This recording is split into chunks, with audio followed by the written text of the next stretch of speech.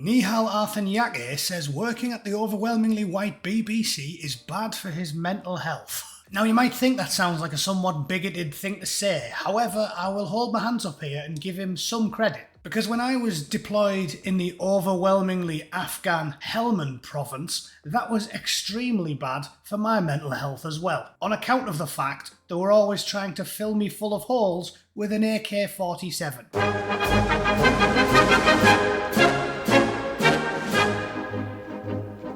Okay, this is another brilliant story from the Daily Mail this time. Obviously the BBC don't want to push their own presenters under the bus, so they'll hide this one away. This stupid, brain-dead, ignorant, bigoted remark. Lucky for us, the Daily Mail's more than happy to publish it.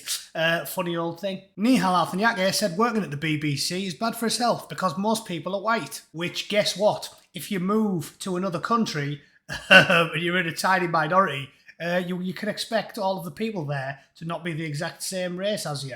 Wouldn't really bother me. I've lived and worked in places like Japan, the United States. I've been all around the world. When I was in Tokyo, didn't really bother me the fact that most of the people I saw there were Japanese. I didn't expect them to all look like the pirate captain off the movie Captain Phillips. Didn't expect that. I wasn't shocked when I got on the bullet train to Yokohama and the conductor didn't look like Idris Elba. The Radio 5 Live presenter made comments at a journalism diversity conference. He said lots of people leave because they can't deal with the culture, and the producers say they're committed to tackling the lack of diversity. If you want to leave because the people at your job don't look like you do, there is a word for that. There is a word already in the dictionary. I'll give you a clue what it is. It starts with race and ends in ism, you absolute log. The presenter told the conference, it's really affecting me that I walk in and all I see is white people. Well, it doesn't affect me if I walk into a room out here in the United States and most people in it are black or Asian or Hispanic. Doesn't affect me at all, because I don't make judgments about people by what they happen to look like, and you do. So again, this is a you problem, not a me problem. And it certainly isn't a UK problem. If I went to work in China and 95% of my co-workers were Chinese, I would expect it and it wouldn't concern me at all. There is simply no defending your position here. I suspect you're a political ideologue, so you don't really think these things through very much. I suspect you have a genuine issue with white people